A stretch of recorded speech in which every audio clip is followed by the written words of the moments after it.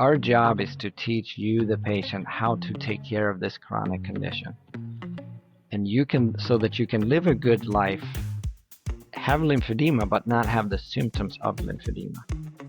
Welcome back to the Nice Legs with Dr. Kamran podcast. In this episode, Dr. Kamran continues his conversation with occupational therapist and lymphedema expert Robert Erkstam. They'll continue exploring the realities of living with and managing lymphedema and discuss the tools and strategies that help patients take charge of their care, from finding the right compression garments to understanding new insurance coverage laws that make treatment more accessible.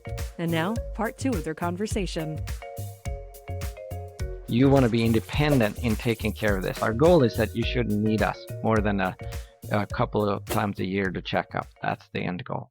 So that's where we start looking at what we call self-management phase.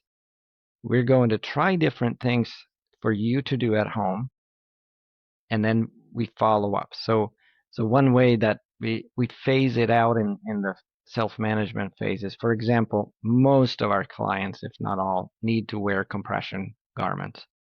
I say compression garments for lymphedema is like glasses for somebody who has a visual problem.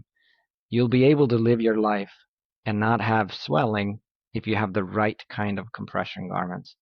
But getting compression garments right is very difficult. I would say majority of patients that come to us have had a failed attempt of compression garments before they came. They wore them and they couldn't put them on in the first place, so they're not wearing them.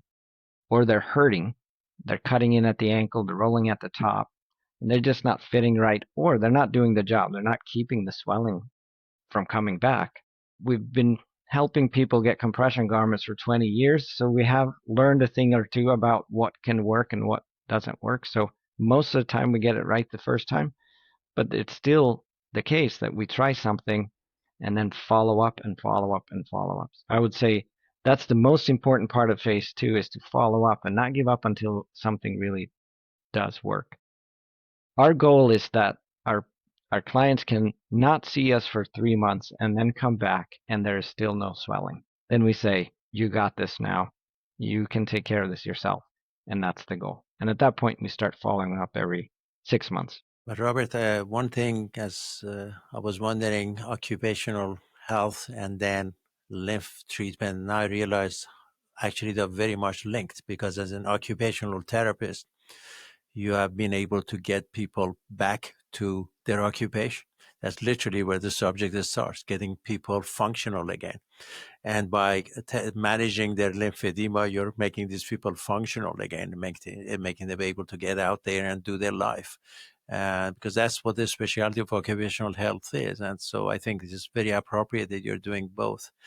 I think there are two things. Unfortunately, the majority of people, they kind of give up. They feel there is nothing can be done. I think those garments are extremely important. There's a lot of expertise involved to know what kind of garment, you are supposed to put on. You can't just give them a prescription and say, go to Amazon and buy this and you'll be good to go. Usually the swelling is so bad or they've got a bad back, you've got a bad knee, or your knee is so swollen, you can't even bend that far to put it on.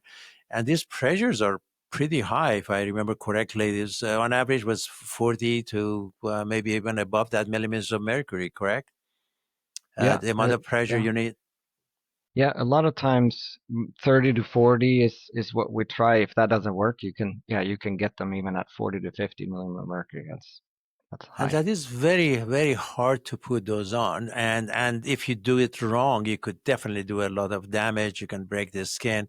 So you really need a lot of coaching, and you need somebody like you, Robert, who could advise them and teach them and know exactly what kind of compression stocking would work well for them. So I think, that's obviously very important. And a lot of people just give up and think this is it. Well, that's the worst thing you can do, because unfortunately it's a progressive disease. It gets worse. And when you have lymphedema or any swelling of any nature, the tissue perfusion, the perfusion around the skin is not good.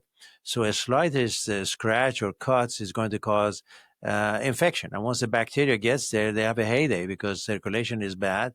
then you get an infection, and you can get septic from it. You could potentially get a skin breakdown. You could even end up with an amputation. So things can get really bad if you don't have it treated. They say an ounce of prevention is better than a ton of cure. So you can't just say, well, I can't wear a stocking. I've tried everybody and this is the end of it. I'm not going to try it. You need to. The second thing is mobility. I see a lot of that even in my practice, when it's quite normal to have an extra 10 pounds of weight in each leg. And once you help with the lymphedema, once we help with the venous insufficiency, or get rid of some of that fluid buildup in their ankles, then they can walk better. They can walk faster. And we both know that your calf muscles are your heart for your veins. 90% of the blood which gets out of your leg is through the action of your calf muscles.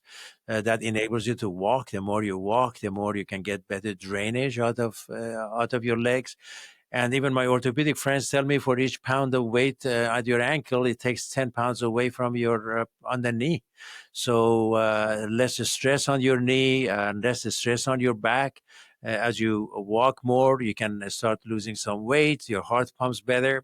And you already said the second reason for lymphedema is obesity. So if you're not walking, you're going to get overweight. These are all very important issues to address. So you really got to understand, yes, it is a chronic disease, but I love the what you said about glasses. You can't just get angry at the glasses and say, just don't want to wear glasses. But then what are you going to do? You don't have a choice. You got to see, and you got to walk, you got to function. And it's extremely important to get help and to follow up with that. Please, if you don't mind, mention a few things about a lot of my patients. Well, I went there, and the insurance companies don't pay for that.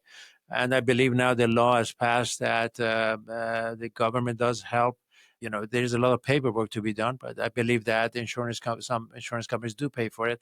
So if we kindly expand on that a little bit for me, please. Yeah, that was a really, really big news in our little world. Was a couple of years ago. There's an organization that has been trying to get this act to pass. It was called the Lymphedema Treatment Act, and it was to require Medicare to cover first those bandages that we use when we do the treatment.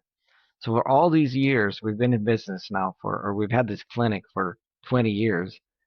We have had to give the unfortunate news to most of our patients that the bandages that we absolutely need to do this treatment are not covered by insurance. So they had to pay for those out of pocket for most insurances. Most insurances follow suit when Medicare changes. And then they had to have these compression garments. Like I said, they're like glasses. If we go through phase 1 and we treat it, and then we don't complete it with phase 2 and get the appropriate compression garments, we're going to start over at some point. It's going to come back, and we're going to have to start over. So they absolutely needed these compression garments and still do, but in most cases they were not covered. So that's been a real struggle for all these years. So we were pretty excited when this Lymphedema Treatment Act that has been they've been pushing for years, tirelessly trying. And I would sometimes say, when somebody asks me, "Are these compression garments covered?" I would say, it will take an act of Congress to get these paid for, literally. And that act of Congress did finally happen. So now the new rule with the Lymphedema Treatment Act is that Medicare and many insurance companies are following suit. They're all a little different, but Medicare now covers 3 pairs of compression garments per 6 months, which I think is very appropriate, because no one would have 1 pair of socks in their sock drawer that they wear every day. So 3 seems reasonable. It's enough so that you can rotate and wash, and then after 6 months you can refill with another 3. It covers custom-made compression garments when necessary, and those can be in the price range of $1,000 to $2,000. So that was not available to a lot of our clients, but there are many times when there isn't anything that's already made that's going to work, and we have to do them custom made to the shape of the patient. They also cover what's called nighttime compression garment. They're thick padded garments, and they cover, I believe it's 2 of those every 2 years. So you can have 1 to wash, 1 to wear, but they will last longer. those can be very useful, but the price is high when it was out of pocket. So that's available. Also, the compression pump that I mentioned that we use in phase 1, for some clients in this phase 2, when they're self-managing, if wearing compression garments alone doesn't keep the swelling at bay, then they can also qualify to have one of those machines in their home. And they can sit at home in their own recliner and do this. And I should say, like everything with outpatient Medicare, when I say Medicare covers it, they cover 80%. So then it depends on if you have supplemental insurance or not. So there can be co-pays on this. But that has been so nice since that law passed, because now we feel like we can provide the right care and the right follow-up, what we've been wanting to do for 15 years. Well, that is wonderful. Thank you so much. That's so informative. I actually learned a lot about that. I thought I knew a little bit about it, but I now realize I didn't know much at all. And that's really very helpful. I appreciate that. I think in some of these meetings I go, I've noticed some of those compression stockings that work with lithium battery. Before you have to be plugged to the wall. Now you can even put it on for 20 minutes, we come home or whatever. So there is a tremendous movement in that area. Of course, it usually happens when insurance companies decide to pay for it, industry gets involved, and then they try to come up with better and bigger things. And of course, we have enough electricity to get a car moving. So when it came to lithium batteries now, you don't have to be plugged to the wall, which is wonderful. So Robert, there's always one more thing, right? So I noticed on your website you have mentioned a few things that patients can do at home, a few tips. If you would be so kind to share that with us. So in the world of lymphedema, we talk about 2 phases, but we've kind of coined a term called the phase 3. There's been so much research on how lifestyle can impact our lymphatic system. So that's where we have some control, you could say, or things that we can do ourselves to keep a healthy lymphatic system. But if we begin with more basic things, if you do have some swelling, the first line of defense is to keep your feet elevated. Any elevation is better than none. And then, of course, exercise. You mentioned about the calf muscle pump. You cannot underestimate the effect of that. So really, any form of exercise that involves muscle motion, especially the ankle motion, the calf, thigh, if it's in the lower extremity. So exercise is good directly for the lymphatic system. But then we get into more of the lifestyle aspects. So I mentioned, for example, obesity being one of the causes. So while we can't cure lymphedema, we can do something, not that it's easy, but we can do something with an underlying cause if that's obesity. Also things like insulin resistance and those kind of things. And so when you start looking into the basics of lifestyle, it is we have to get good sleep. Lack of sleep increases inflammation. That's proven, and we want to keep chronic inflammation down when we have lymphedema. And there's a long list of other reasons, but basic things like sleep, move our body, eat nutritiously, and manage stress. We won't have time to get into all that here, but you can make a lot of connections between stress and lymphedema. So I didn't mention in the intro that I am also working with a colleague in California. Her name's Leslie Keith, and she's published a couple of books on how food, nutrition especially, and lifestyle impacts lymphedema. And there is a lot of exciting research on that. So together with her, we do have an online program where people can learn more about lifestyle and lymphedema called Lymphatic Lifestyle Solutions. But the idea is to focus on those 4 things: sleep good, relax, exercise, and eat good. And it can have a tremendous impact on laying a groundwork of a healthy lymphatic system. Like you mentioned, an ounce of prevention. Fantastic. Therefore, more of a reason to visit your website and get more educated. And hopefully our audience will have more questions for us in the future, so we can come back and answer some more questions for the audience. Again, thank you so much for your time, Robert. In the meantime, if I would have this opportunity to ask you, if somebody likes to come and see you, how do they find you, and where are you located? So we're located on Gordon Road in Wilmington. We have our little clinic there. And you can find us on our website. There's a lot of resources about some of these things we've talked about there too. So our website is Self Care Therapy. That's SELF.